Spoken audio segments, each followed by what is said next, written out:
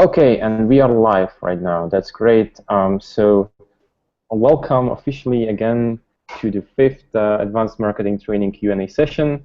And welcome, I would like to welcome our speaker for today, Daniel Issing, who is the great mastermind behind the regional conference in Heidelberg 2015, and with whom we'll be talking today about events promotion. And he will be actually answering all your questions that you submitted before. So welcome, Daniel. Well, hello everyone. I'm very happy to be on that call, and I hope I can provide at least some kind of insights into your future marketing efforts. So as far as I'm concerned, I'm good to go. So feel free to just shoot me the questions. Okay, so I will actually leave the floor for the participants here present right now, so they can perhaps just ask their questions. If not, I will just start reading those that have been submitted already. Maybe you should start, and then if something, I will ask by the way. Okay? Okay, cool. All right. So the first of question from Yaroslav. Can you provide a little bit more information on how efficient are offline methods of promotion? How much attention should be paid to them, in your opinion? Yes, I think I can. It is a tough question because we did not really have a good metric to evaluate the success. So all you have in the end is the feedback from the participants. So what we did is to send out some kind of thank you note and a survey that they could fill. And from that, you can guess how many people actually noticed that there was a conference going on in Heidelberg by offline methods. So we received about, I would say, maybe 50 answers to that email. So that's 1/5 of the participants. And from them, most people said that they were made aware of the conference by means of Facebook or some other online tool. However, what we also noticed is that we had a number of people from Heidelberg who were not involved in the Liberty movement in any way. I think around 70 to 100. So I don't think there was any way for them to know about the event other than offline marketing, because they are usually not part of our target audience. It's fairly hard to reach out to them over Facebook. It's almost impossible to reach them by email. So in terms of that, I would say it was successful, but it's just hard to say how successful it was in the end. Yeah, that's a fair answer. And I actually just add to this that I think this is one of the reasons why your conference was so successful.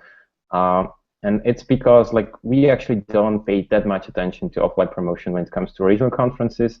And I think that this example has kind of proven that it actually pays off to focus on this area of event promotion as well. So the second question from Yaroslav is, do you think that introducing a small fee for attendees of the conference would be a good or bad thing?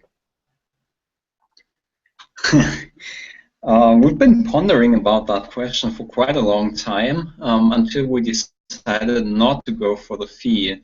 So for some reason, even though the students pay ridiculous amounts of money for all kinds of things, like the latest trend is probably Pokemon Go, they are somehow unwilling to pay even a small fee to go to a conference, unless they are already part of the Liberty movement or convinced libertarians, and they come from very far.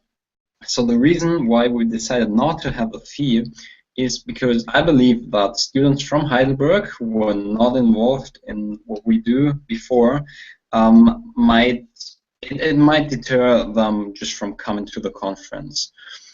It comes at a cost, definitely. For example, we had a bit over 400 registrations, a rate of maybe 60 to 70%. But a priori, you just don't know how many of them are going to come, so that is the risk you have.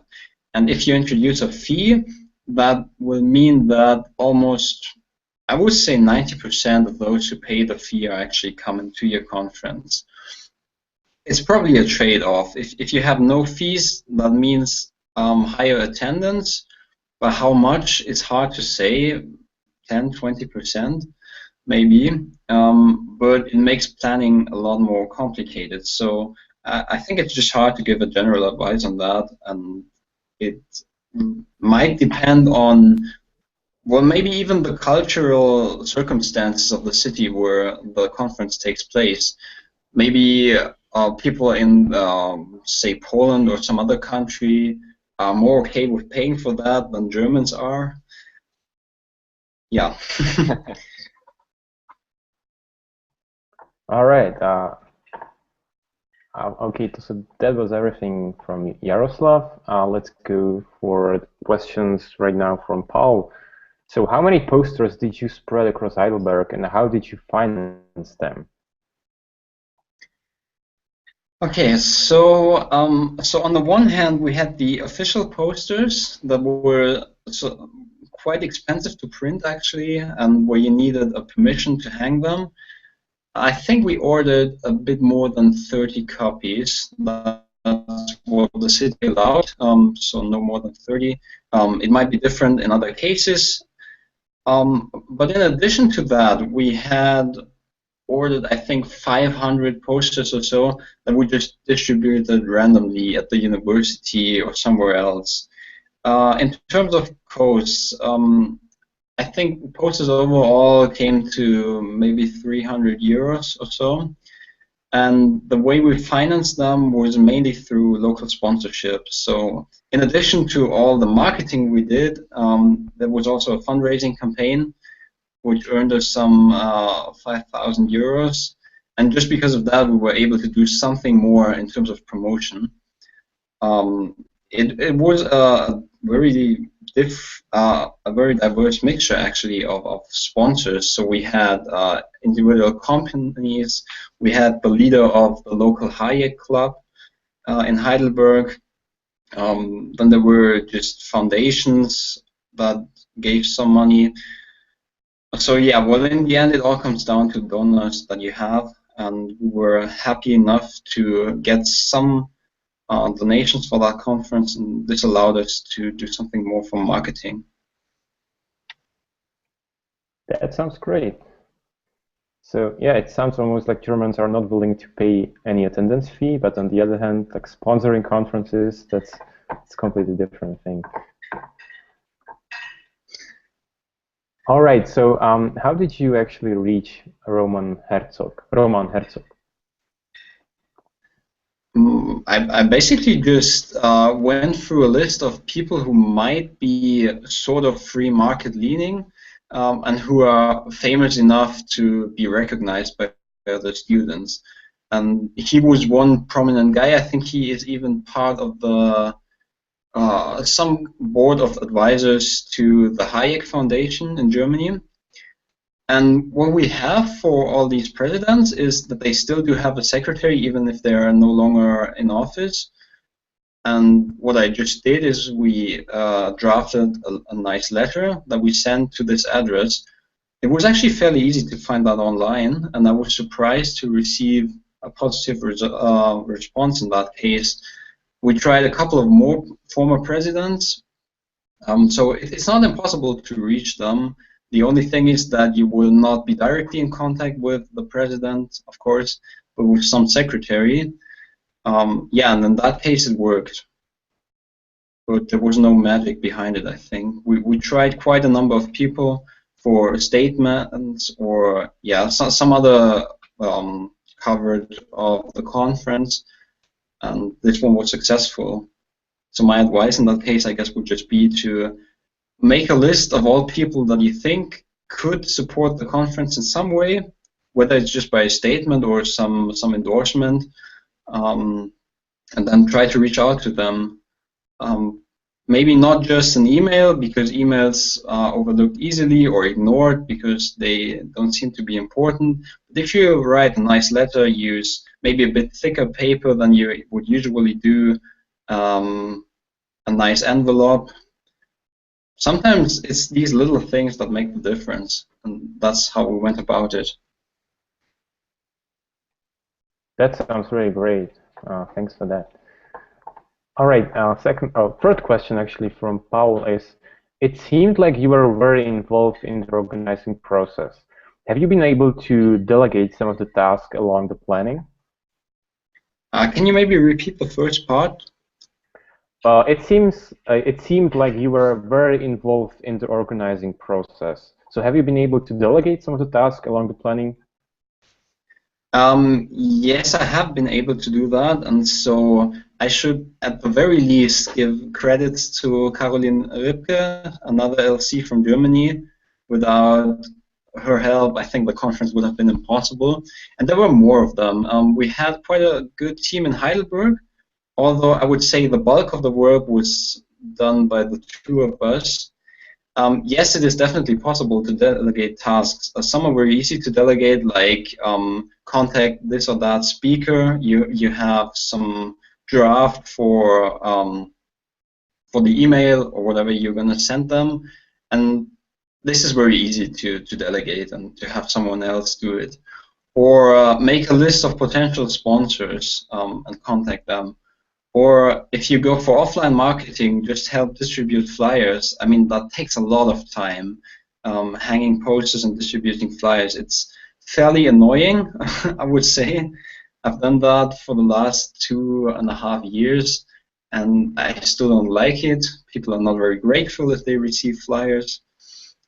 So in that case, there is ample opportunities to delegate work. The part that's much harder usually is to motivate people to do something, or even to come up with ideas on their own what they could do. All right. And did you cross promote along with all German-speaking SFL social media, or did you just use SFL Heidelberg?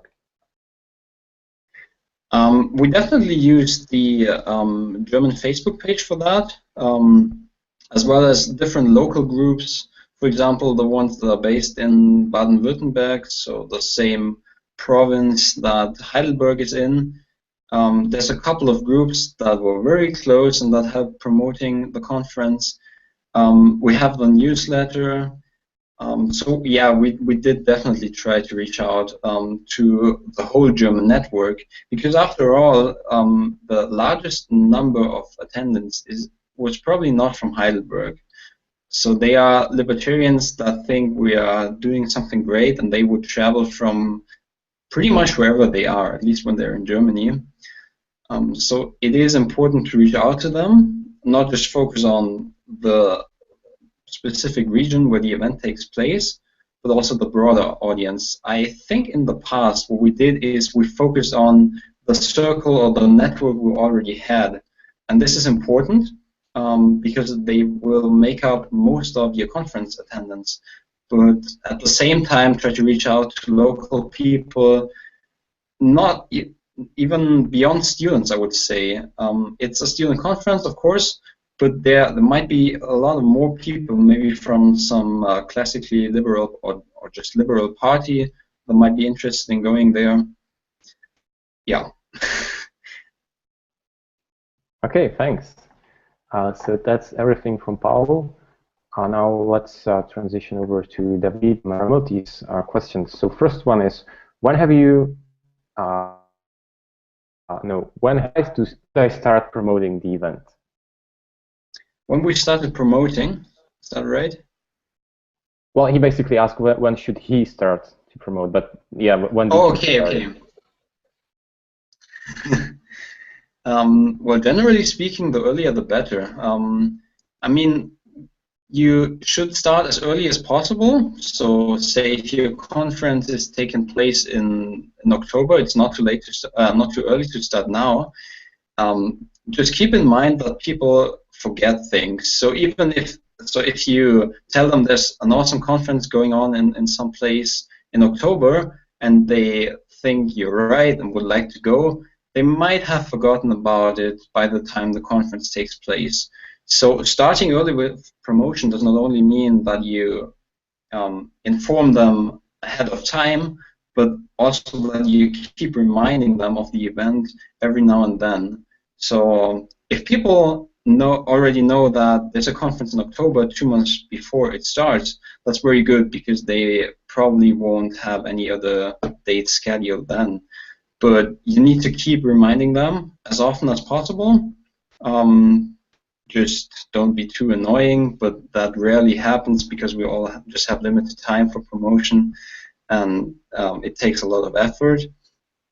But yeah, I would say 2 to 3 months before the conference starts is absolutely reasonable, and then just have updates like announcing speakers and the like to cover the period from the first time you started promoting it all the way down to the conference date.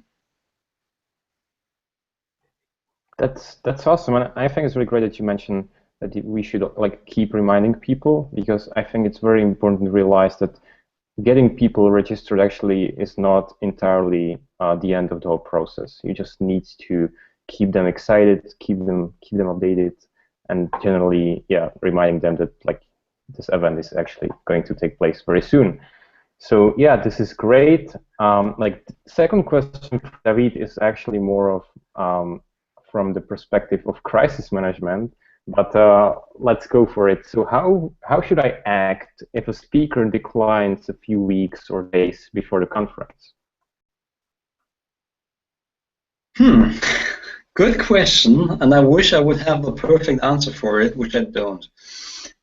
It didn't happen in Heidelberg, luckily enough, so we actually did not have any speakers that declined, but we had the problem that we wanted to do a controversial discussion about the European Union, and in the end we had 2 libertarians, 1 moderator who was libertarian, and it did just not become all too controversial because they agreed on most issues. So let's take maybe the worst possible case where you have a really famous keynote speaker and he cancels. What are you gonna do? So one thing that often works is just maybe check what the university or the region has to offer. If the event is big enough, and I think all regional conferences are, we usually do have more than 100 people going there, then just seeing if there is maybe a professor from your university who would like to participate is a good option. It's fairly hard to reach out to people who are farther away just a few weeks before the conference. They will probably be booked or just unwilling to go. So yeah, go for local options, I would say. If that doesn't work, it is usually not a problem to just make the schedule less tight than you originally planned. So the way we had it is, I think we had 6 sessions over the day. There was lunch break and a break in the for dinner. But in between the lectures, there were usually just 15 minutes or so. And people do appreciate time between lectures just to chat and exchange the ideas that they have just heard about. So it is usually no problem just to have less lectures on a day and give the people the chance to engage with one another. I guess that would be my second suggestion. I don't think you can completely make up for the loss of a really famous speaker. So if you say you have Jimmy Wales or someone for your conference and he declines, and you have a lot of people who registered just because of him, that will probably mean that less people show up, and there is just not much you can do about it. But for those people who really care about what you're doing and who still think it's an interesting conference, making the schedule less tight or trying to reach out to local speakers is probably what I would try. All right. And the answer for this question is probably obvious, but I would just ask anyway for the record. Would you actually inform all the participants about like this unfortunate development right away, or would you just perhaps wait until the day of the conference or something like that? Is it so obvious? I mean, you can try to bargain or to gamble and then see if people still show up, and then all of a sudden, oh well, happens that the speaker is not there, but nice that you came. I guess I wouldn't do that, because the conference is not only about having as many people there as possible, but some kind of turnover rate, I would say.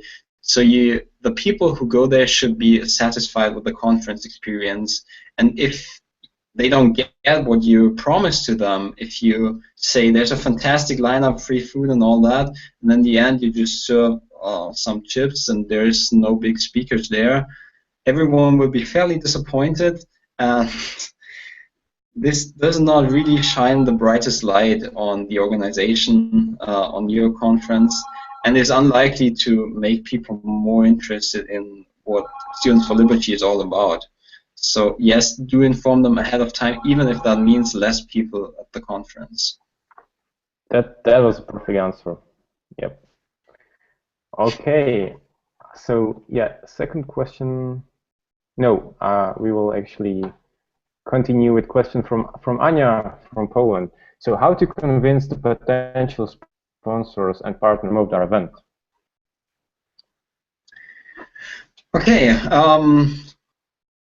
So I think I didn't talk about this at all during the session I recorded. I'll try to go into that in some detail, maybe not too much. So what we had for fundraising and to get these, it's about donors, right? To get more of them, is that we created a sponsoring brochure. So not just sending out emails and asking them for money, which turned out to be really inefficient, and there was absolutely no response rate for that. But we had prepared a brochure, and in that we included, for example, a little story about what the group is like. So what we had done previously in Heidelberg, we had some information about European Students for Liberty as such, the network, the ideas behind it. There was information about how to donate. So what we had is a cooperation with another think tank, which allowed us to which allowed the donors to make tax deduction, which is fairly helpful. And the last thing I think was in there were just a list of bullet points why you should support this conference. So for example, you can say something like, this conference will gather the brightest and most engaged people of the university who are willing to spend extra time to learn about, say, the ideas of how free market works and all that. And I mean, companies are usually interested in getting access to those people. It's fairly hard for them in Germany because they are not allowed to just do promotions on campus. But if you can make it easier for them to get in contact with those students they might likely hire later on, that would be one good argument you could include. Or just in general, maybe something along the lines of refreshing a debate discussion about issues that are relevant for society and that are maybe at the moment not debated at all or just very superficially. So with this brochure, what we did is that we just printed it and then physically sent it to the potential donors we had. And this turned out to be a lot more successful. We did at least receive responses from almost everyone, at least if we try to get some contact person, which will require some internet research, but it's definitely possible. And in the end, I think that did earn us the biggest donor we had in the end, a chemical company that no one has ever heard of before from our team. But it just makes a very different impression compared to sending out an email. I mean, most communication today is done via email, so if you send out a physical copy of a sponsoring brochure, that makes a difference, and that's something that you would be remembered for. You could also try just to actually go to that place where the company has its headquarters or where the responsible person sits and try to talk to them directly. Just anything that's different from what they usually receive is likely to get you their attention. Great stuff. Yeah, perfect answer. The second question from Anya has actually been already answered, so I will just continue to Admir's questions. So, in your opinion, what has the biggest impact on people to come to conference? Was it offline or online marketing of the event? Well, just judging by the numbers, I would say online marketing is still the most important thing, as far as I can tell, because there is a certain number of people who would go to the conference pretty much no matter what. So they just like the community. They like to meet people there. They don't see very often throughout the year. And these people are easiest to reach online. There's the libertarian filter bubble that exists for every country, and this still makes up most of the participants, I would say. So after all, yes, online marketing is maybe more important in terms of numbers, but on the other hand, we also put in more effort in online than in offline marketing. It does work to try both. I think that's all I can say. All right, that's pretty cool. I mean, I think it doesn't really matter like which platform actually like does have bigger impact, because you just definitely need to focus on all of them. You know, you perhaps might want to like put more effort into Facebook or online, but at the same time, we should like definitely focus on just everything that's available. You know, to get as much various audience as we can. So second question from Admir. How often should we promote our event on daily basis on Twitter or anywhere else? So what's the ideal frequency from your perspective on posting content, basically online, I guess? Okay, an ideal frequency. I literally have no idea what the ideal frequency is. I can just talk about what we did. So we had a Twitter account, but it was just we just began to build it up. So we did not really have many followers. I cannot say too much about that. On Facebook, I think we had updates in the group and with our Facebook page every 2 or 3 days. Well, the thing you need to keep in mind is that everybody who marks or is marked as interested or going to an event will receive a notification whenever you publish something. So if you do that 4 times a day, people might get annoyed and even decide to change their status from interested to not going or something, because it's just getting too much.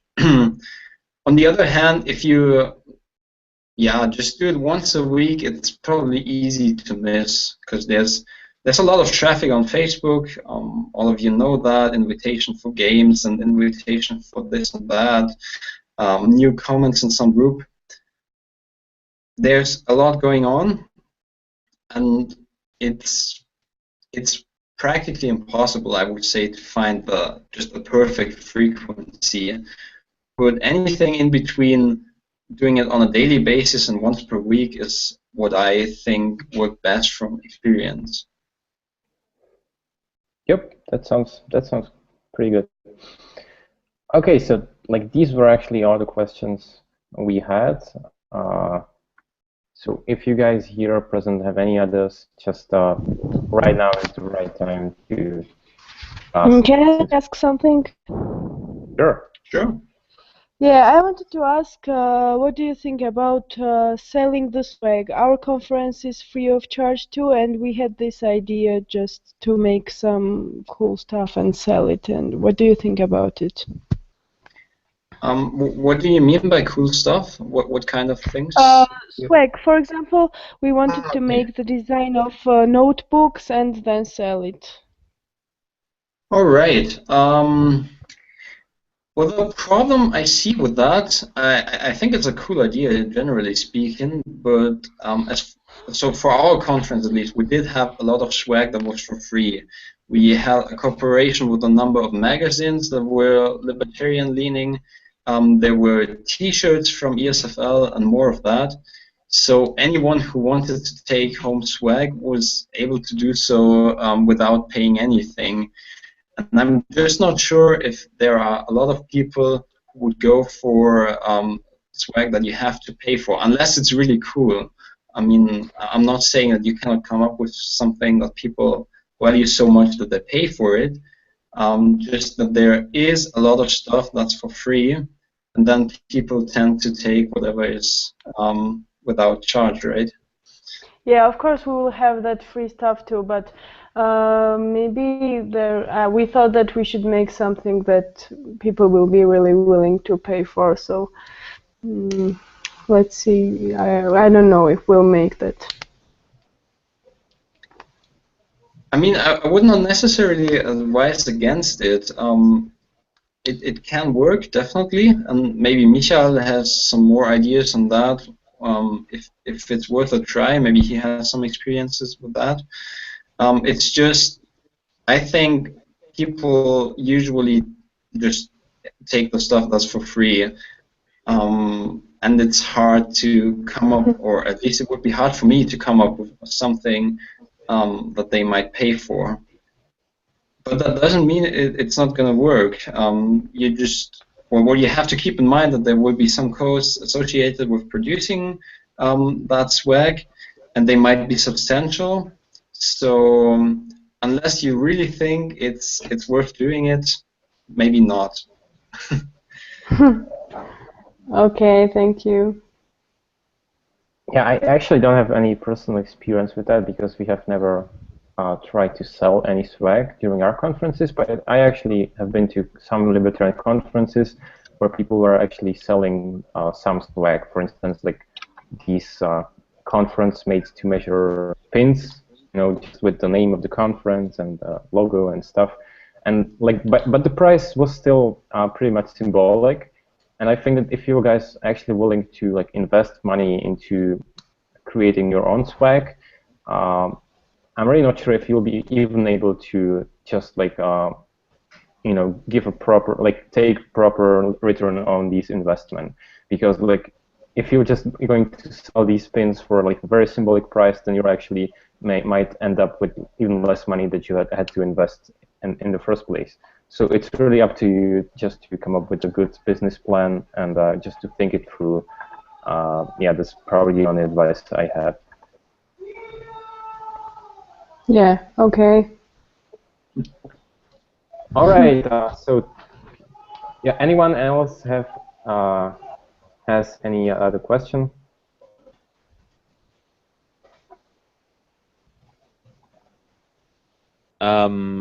I don't think so, no. I think I wrote every question in the form. Yeah, Very good. Okay, great. So with that, I would like to thank you everyone for attending today's Q&A session, and I would like to especially thank to our today's guest speaker, Daniel Issing. Thank you very much, Daniel, for attending. It was my pleasure. Thanks everyone for joining, and good luck with your own conference promotion. I think it's going to be even more awesome than what we did. Thank you. Yeah, that would be great. Yeah, thank you. All right, guys. So this is actually our very last Q&A session, online at least. I will be sending you an email regarding the rest of the course very soon. So just stay tuned. And yeah, thank you very much again for attending today. And I'll be writing you an email very soon. So bye-bye. Bye. Goodbye. Bye. Goodbye.